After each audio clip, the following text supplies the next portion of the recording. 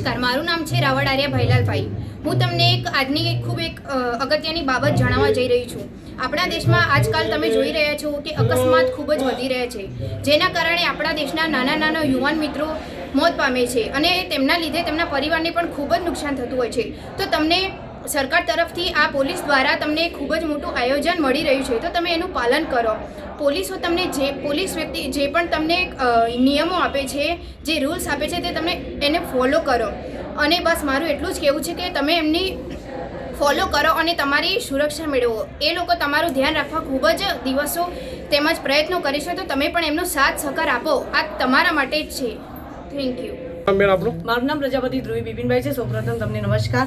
આજે અમે માઇન્ડના જરીએ શીખવાડ્યું કે કઈ રીતે નાની ઉંમરમાં દરેક બાળકો બાઇક કરવાની જીદ કરે છે, એમના માતા પિતા સાથે વાહન માટે ઝડપીના એમના દોસ્તારોને જોઈને કેવી રીતે જીદ કરે છે, તે જીદ ના કરવી જોઈએ. જેના કારણે આપણા ભારતના ઘણા બધા નાના યુવાનો એવા છે કે જે અકસ્માતથી તેમના માતા પિતાને પોતાનું આખું ભવિષ્ય બગાડી દેતા હોય છે. તેથી આ માઇન્ડ દ્વારા એમને એ જ શીખવું જોઈએ કે નાની ઉંમરમાં આ રીતે માતા પિતા સાથે વાહન લેવાને લઈને કોઈ પણ જીદ ના કરવી જોઈએ.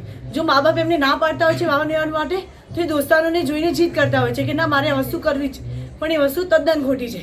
તેથી આ માઇન્ડ જોઈને તમામ નાના યુવાનોને એવું શીખવું જોઈએ કે કોઈ બી રીતે અકસ્માત થાય તો આપણું માતા પિતાનું ભવિષ્ય એ આ બાળકોના અંદર છુપાયેલું હોય છે. તેથી કોઈ આ અકસ્માતના લીધે તમામ યુવાનોને એ જ જાણવું જોઈએ.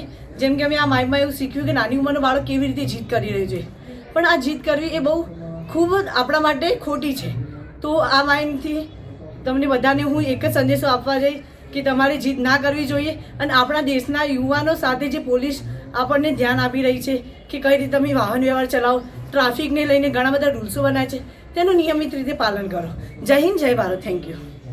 મારું નામ સથવારા કૃષ્ણ રાજેન્દ્ર કુમાર. અમે આ માઇન્ડથી કહેવા માગીએ છીએ કે તમે ગમે તે તમે ડ્રિંક પીને તમે જે ગાડી કે કાર ડ્રાઇવિંગ કરો છો એ તમે ના કરવી જોઈએ, જેથી તમારા અકસ્માત થઈ શકે છે અને ગંભીર ઈજા થઈ શકે છે.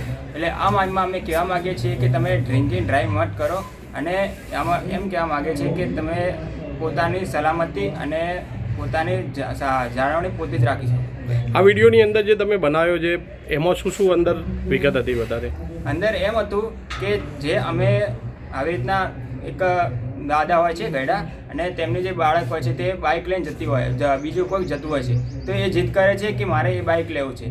તો દાદા એમને બાઇક લઈ આલે છે. તો બાઇક લઈ આલે એમ કહે છે, પણ પરંતુ એમ નહીં કહેતા કે તે 18 વર્ષ થયા છે. તો તેમ ડ્રાઇવિંગ ચલાવે છે અને જે ડ્રિંક કરીને ડ્રાઇવિંગ કરે છે, જેથી અકસ્માત થાય છે.